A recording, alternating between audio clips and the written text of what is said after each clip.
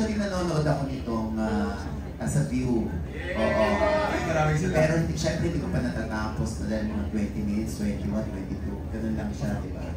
Pero kahit maiksi yun, medyo lagi nabibitin. So, tendency talaga, panoorin mo ng dire-diretso. Okay, so meron ako napansin dito kasi sa X app, laging inililink si Donnie kay sa pinsan niya. Pinsan mo ba si ano dito? Si Jameson Blake. Parang may mga ano daw, may mga himig daw. Oo, parang yun, syempre. Alam mo sa X app, di ba? Puro bakla yun. So, wala lang. Parang kinikilig din sila. Ano masasabi mo doon? Isang scene lang ba yun? Hindi, basta meron ganun eh. May mga eksena kasi doon na parang yung mga tingin-tingin, yung parang may tension. Pero ginagamit lang kasi ni James. Correct. Si Donnie. Oo. Pero, ang totoo tama ako si Jameson ang meron sa'yo. Sorry nakalimutan ko na tuloy. Anyway, ano masasabi mo doon? Masasabi ko, hindi ko, ano ba yan? Ano ba? Hindi, alam mo, binibigyan Salamat dahil nanonood sila ng show, siguro. Binibigyan, ini-splice na lang video. Ginagawang BL. BL as in baklaan lang. Salamat nakitaan nyo kami ng chemistry ni James. Oo. Salamat. Maraming salamat. Tsaka at least yung how to spot a red flag, ibig sabihin, nakikita rin ng tao. Si Beto. Kasi gumagawa sa sarili ng fantasies.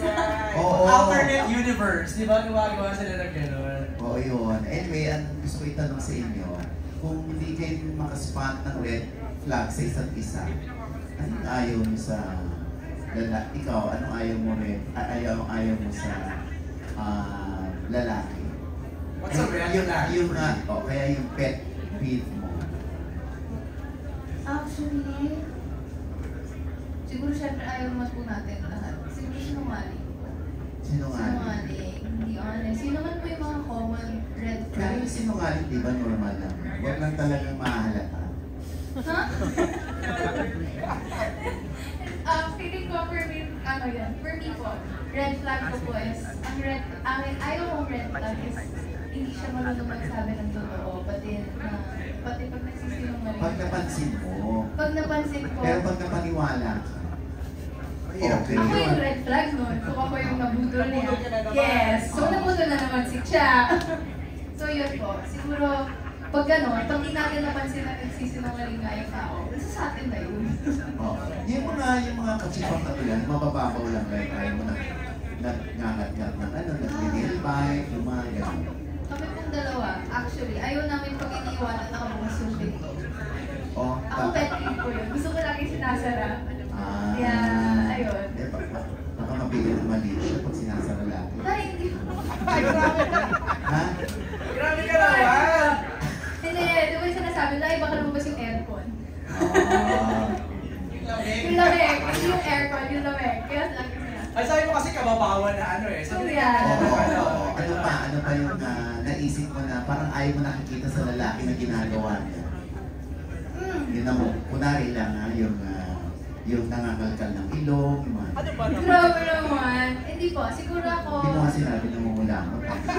Normal lang, kasi lahat naman tayo, siguro nung bata tayo, nangulangot tayo. Di ba? Huwag ng bata! Nung bata, Hindi ka na nangulangot. hindi, syempre, kulangot with caution. Normal lang naman yun. Fast ko lang. Normal lang naman yun, basta huwag kakainin. Anyway. Yes! Gentleman. Kailangan gentleman ang lalaki. Okay. So, ikaw naman, Donnie. Siguro yung hindi...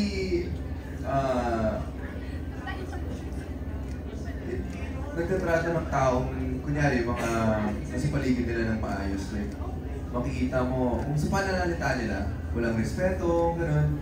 Tapos, medyo full of themselves. Ang hirap kasi ng Mayabang.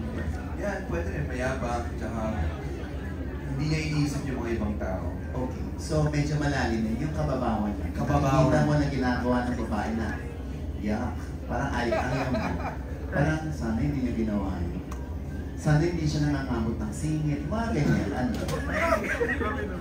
Kakagat ng kukoyo ko yun. Yung gumagano. Tapos sobrang deep na nito. Hindi ko magano ako doon. Pero normal lang naman, yung peling kuko sa paan, medyo. Medyo, kung ganun yung ginagawa, medyo red flag na yun siguro. Oo. Kulangot, kuko sa paa. Ano ba yan? Ano ba Diyos po? ko. Alright. Okay na kami, Watch. Oo, okay na, maraming salamat. Pero, oo. Hindi, syempre, gusto ko lang i-congratulate kayo dahil maganda yung image mo. Salamat po. Thank you po. Thank you. Thank you, Kuya Audrey Diaz. Si Don Don Sarmino daw gusto magtanong. Pasa natin dito, Mark. Kay Don Don Sarmino. Eto na. Ayan. Go ahead, Don Don. Ayan, okay, magandang hapon. And Hello po. si Beth, grabe. Hindi dito, paano na-interview ka namin dito? Ngayon dalaga ka na. Hindi ko 9 pa ata. Kaya nga, anyway, kasi ang tagal na rin ng tandem, ang tagal na ng gabi. Pandemic pa, na-interview na namin kayo via Zoom pa noon. Tapos ngayon face-to-face na, so sa tagal nyo lang magkakilala, so eto na lang, para pa-sweet lang. Kailan kayo huling kinilig sa isa't isa? Kasi syempre, pag masyadong familiar na sa isa't isa, di ba? Parang alam mo na yung attitude, alam mo na lahat, memorize mo na yung face, baka nagiging normal ang lahat. Ayun, ikaw, Belle, kailan ka huling kinilig kay Donnie at bakit? Parang ano naman po, parang he always finds ways naman. Wow! Para pakilikin naman. Totoo naman! Bakit? Magiging honest naman. Yeah, I always find ways naman para mapakilig ako. Like, just whenever kasi po ako lagi, since mahaba yung focus, so it takes more time for me to dry it up or mag-ayos to get ready. He always comes to my dressing room just to say hi. So that makes me kilig. Siguro yun. So there are a lot of ways naman po. Like, let's say, pag minsan randomly bigla siyang mag-order ng food, tatanungin niya ako, gano'n. Do you text each other every day? Oo nga. From morning to after evening. I mean, pagkagising, bago Do you matulog. text each other every day? No, we see each other almost every day. So, Right. hindi naman kailangan palagi magka-text. Kasi parang mas gusto namin yung magkausap talaga. Yeah. No, like as simple as, good night. Take care, sweet Oh, dreams. minsan, syempre, may mga ganun din minsan. Pero, no, me and Belle, mas sanay kami sa hindi masyadong text, ganun. Mas, kunyari kung kasi alam ko hindi masyado nag-reply sa text, so kailangan tawagan mo. Uy! Okay, so red flag. Tinatawagan Uy, ko ano siya. ba yan? Totoo! Nalalagan dito? Tawag, mas gusto niya yung Ay, oo, maganda naman din yun. Naririnig yung boses. Oo. Kasi di ba pag message minsan, hindi natin alam yung tone ng tao, kausap natin. And Ano ba sa why- sinasabi mo, kaya kailangan nasa phone? Ha? Ano po yun? Ayun nga. Pero maganda yung question kasi gets ko naman, when we've been a tandem for what, 5 years now. You always have to find new ways to, find that chemistry para kiligin din. Weird yung sasabihin ko kasi the last time na kinilig ako sa'yo, it wasn't in our scene or anything. It was when I saw you sa Incognito. Ay, wow. Kasi nakita ko kung gaano ka kagaling. Siguro ibang klaseng kilig to. And we also watched it here. Feeling with magic, super proud. Oo, ganun po. We watched it here before anyone else. I wanted to see also kung ano yung... Kasi wala siya sinabi sa akin, sabi niya basta panoorin mo lang.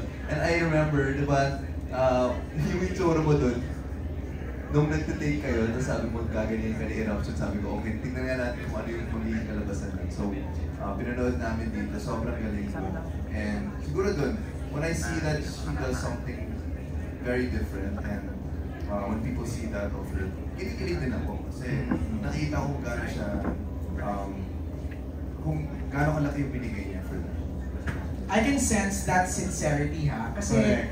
usually nga, kapag magkasama na kayo lagi, tama medyo nadidiminish ng konti yung kilig. Kasi ang tawag doon yung familiarity. Familiarity. So parang wala na eh. Oo, ang ganda doon ng kwento ni Donnie na from outside looking in naman siya sa'yo. Reaction please lang. Reaction bell. Tapos kinilig siya nung nahirapan ka. Uy, grabe na. Hindi, interpretation ko lang yan. Because we were here na when we watched it together. Like, I was asking him, oh, so how was it? How was it? Wait lang, after na pagpapanood na natin. Kasi tinatanong ko siya during, while we were watching it. And syempre, wow, tutuwa ako. Thank you. Nag-blush ka, you're May there. eksena. Diba? This whole week, you'll be there pa rin. Yes. Or something. Pero how do you feel about that? Yung parang naka-monitor din siya sa career mo, ano? Well, it's so monitor. Hindi, it's so nice kasi yun nga, I think this is something we both agreed upon na we allow each other to grow, both together and at the same time separately, and it's so nice that he's very supportive. So thank you for that. Okay na, Don? Thank you, ah. Don, salamat. I just wanna say, feeling ko ang love language mo is words of affirmation. Diba, no? Yun lang.